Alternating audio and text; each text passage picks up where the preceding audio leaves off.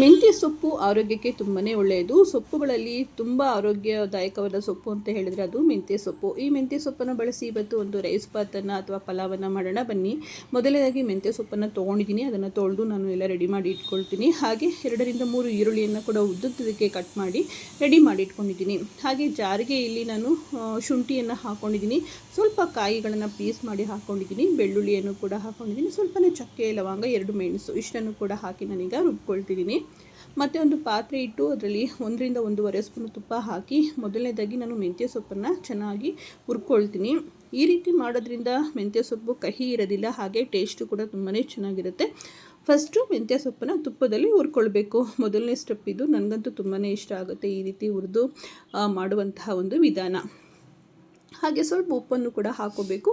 ಅದನ್ನು ನಾನು ಸಪ್ರೇಟಾಗಿ ತೆಗೆದಿಟ್ಕೊಂಡಿದ್ದೀನಿ. ಈಗ ಹುರಿದಿರುವಂತಹ ಮೆಂತ್ಯ ಸೊಪ್ಪನ್ನು ಸಪ್ರೇಟಾಗಿ ಇಟ್ಕೊಂಡು ಮತ್ತು ಅದೇ ಪಾತ್ರೆಗೆ ಸ್ವಲ್ಪ ಎಣ್ಣೆಯನ್ನು ಹಾಕಿ ಸಾಸಿವೆ, ಜೀರಿಗೆ, ಹಾಗೆ ಪಲಾವ್ ಸಾಮಾನು ಇದೆಲ್ಲನೂ ಕೂಡ ಸ್ವಲ್ಪನೇ ಹಾಕೋಬೇಕಾಗತ್ತೆ. ಮತ್ತು ಕಟ್ ಮಾಡಿದಂತಹ ಈರುಳ್ಳಿಯನ್ನು ನಾನು ಈಗ ಫ್ರೈ ಮಾಡ್ಕೊಳ್ತಾ ಇದ್ದೀನಿ. ಈರುಳ್ಳಿ ಚೆನ್ನಾಗಿ ಫ್ರೈ ಆಗಿ ನಂತರ 2 ಟೊಮೊಟೊವನ್ನು ಕೂಡ ನಾನು ಉದ್ದುದಕ್ಕೆ ಕಟ್ ಮಾಡಿ ಹಾಕ್ಕೊಳ್ತಾ ಇದ್ದೀನಿ. ಇದನ್ನು ಕೂಡ ಚೆನ್ನಾಗಿ ಫ್ರೈ ಮಾಡ್ಕೊಳ್ತೀನಿ. ಇದಕ್ಕೆ ನಮಗೆ ರುಚಿಗೆ ಎಷ್ಟು ಬೇಕೋ ಅಷ್ಟು, ಅಗತ್ಯಕ್ಕೆ ತಕ್ಕಷ್ಟು ಖಾರದ ಪುಡಿ, ಧನಿಯಾ ಪುಡಿ, ಅರಿಶಿನ ಪುಡಿ, ಹಾಗೆ ಗರಂ ಮಸಾಲ ಇದೆಲ್ಲನೂ ಕೂಡ ನಾನಿಲ್ಲಿ ಬಳಸ್ತಾ ಇದ್ದೀನಿ. ಕಲ್ಲುಪ್ಪನ್ನು ಕೂಡ ನಾನಿಲ್ಲಿ ಹಾಕಿ ಎಲ್ಲ ಚೆನ್ನಾಗಿ ಫ್ರೈ ಮಾಡ್ಕೊಳ್ತೀನಿ. ಆಲೂಗಡ್ಡೆ ಇತ್ತು, 2-3 ಆಲೂಗಡ್ಡೆ ಇತ್ತು, ಅದನ್ನು ಕೂಡ ಪೀಸ್ ಮಾಡಿ ನಾನಿಲ್ಲಿ ಹಾಕ್ಕೊಂಡಿದ್ದೀನಿ. ಇದನ್ನೆಲ್ಲನೂ ಚೆನ್ನಾಗಿ ಎಣ್ಣೆಯಲ್ಲಿ ಫ್ರೈ ಮಾಡಿ ಅಕ್ಕಿಯನ್ನು ತೊಳೆದು ರೆಡಿ ಮಾಡಿ ಇಟ್ಕೊಂಡಿದ್ದೆ. 2 ಗ್ಲಾಸ್ ಅಷ್ಟು ಅಕ್ಕಿಯನ್ನು ನಾನಿಲ್ಲಿ ತೊಗೊಂಡಿದ್ದೀನಿ. ಇದನ್ನು ಕೂಡ ಚೆನ್ನಾಗಿ ಎಣ್ಣೆಯಲ್ಲಿ ಫ್ರೈ ಮಾಡ್ಕೋಬೇಕು.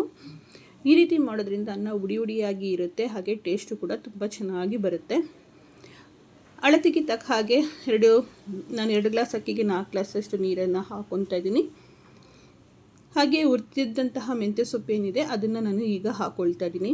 ಈ ರೀತಿ ಮಾಡೋದ್ರಿಂದ ಈ ರೈಸ್ ಬಾತು ಅಥವಾ ಪಲಾವು ತುಂಬಾ ಟೇಸ್ಟಿಯಾಗಿರುತ್ತೆ. ಹಾಗಾಗಿ ಈ ಪ್ರೊಸೀಜರ್ನ ನಾನು ಮಾಡ್ಕೊಳ್ತೀನಿ. ಬೇಕು ಅಂದರೆ ನೀವು ಬಿಸಿನೀರನ್ನು ಕಾಯಿಸ್ಬಿಟ್ಟು ಅದನ್ನು ಕೂಡ ಹಾಕೋಬೋದು.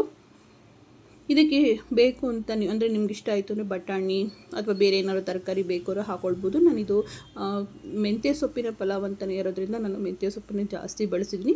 ಆಲೂಗಡ್ಡೆ ಒಂದೇ ತರಕಾರಿ ಇದ್ದಿದ್ದರಿಂದ ಅದನ್ನು ನಾನು ಹಾಕಿದ್ದೀನಿ. ನೋಡಿ, ಇದನ್ನು ಚೆನ್ನಾಗಿ ಮುಚ್ಚಿಟ್ಬಿಟ್ಟು ಸಣ್ಣ ಉರಿನಲ್ಲೇ ಬೇಕೆ ಬಿಡಬೇಕು. ನೀವು ಬೇಕಂದರೆ ಕುಕ್ಕರ್ಗೂ ಕೂಡ ಹಾಕ್ಕೊಂಡು 1 ವಿಶಿಲ್ಗೆ ಆಫ್ ಮಾಡ್ಬೋದು. ನಾನು ಕುಕ್ಕರ್ಗೆ ಹಾಕಿಲ್ಲ, ಓಪನ್ ಪಾತ್ರೆಯಲ್ಲಿ ಹಾಗೆ ಬೇಯಿಸ್ತಾ ಇದ್ದೀನಿ.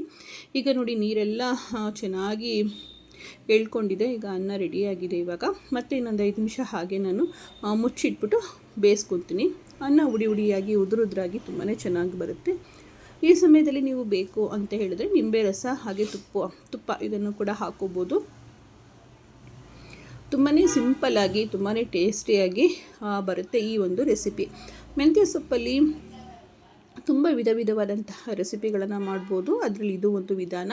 ಮೆಂತ್ಯ ಸೊಪ್ಪು ಪಲ್ಯ ಇದೆಲ್ಲ ತುಂಬಾ ಟೇಸ್ಟಿಯಾಗಿರುತ್ತೆ. ಈಗ ಮೆಂತ್ಯ ಸೊಪ್ಪಿನ ಪಲಾವ್ ಈಗ ಸವಿಯೋದಕ್ಕೆ ಸಿದ್ಧ ಆಗಿದೆ. ಮೊಸರು ಬಜ್ಜಿ ಜೊತೆಗೆ ರೆಡಿಯಾಗಿದೆ. ಈಗ ನಿಮಗೆ ಮೊಸರು ಬಜ್ಜಿ ಬೇಡ ಅಂತ ಹೇಳಿದ್ರೆ ಬರೀ ತುಪ್ಪನೇ ಹಾಕ್ಕೊಂಡು ಕೂಡ ತಿಂದರೂ ತುಂಬ ಚೆನ್ನಾಗಿರುತ್ತೆ. ಮೆಂತ್ಯ ಸೊಪ್ಪಿನ ಪರಿಮಳ ಅಂತೂ ಘಮ ಅಂತಿರುತ್ತೆ ಮನೆಯೆಲ್ಲ, ಅಷ್ಟು ಚೆನ್ನಾಗಿರುತ್ತೆ. ಇದು ಒಂದು ರೈಸ್ಗಳಲ್ಲಿ ನನ್ನ ಒಂದು ಫೇವ್ರೆಟ್ ರೆಸಿಪಿ ಕೂಡ. ವಾರದಲ್ಲಿ 2-3 ಸಲ ಮೆಂತ್ಯ ಸೊಪ್ಪನ್ನು ಬಳಸೋದು ತುಂಬಾ ಒಳ್ಳೆಯದು. ಸೊ ನಿಮಗೂ ಕೂಡ ಇಷ್ಟ ಆಯಿತು ಅಂದರೆ ನೀವು ಕೂಡ ಟ್ರೈ ಮಾಡಿ. ಮತ್ತೆ ಭೇಟಿ ಮಾಡೋಣ. ಧನ್ಯವಾದಗಳು. ನಮಸ್ತೆ.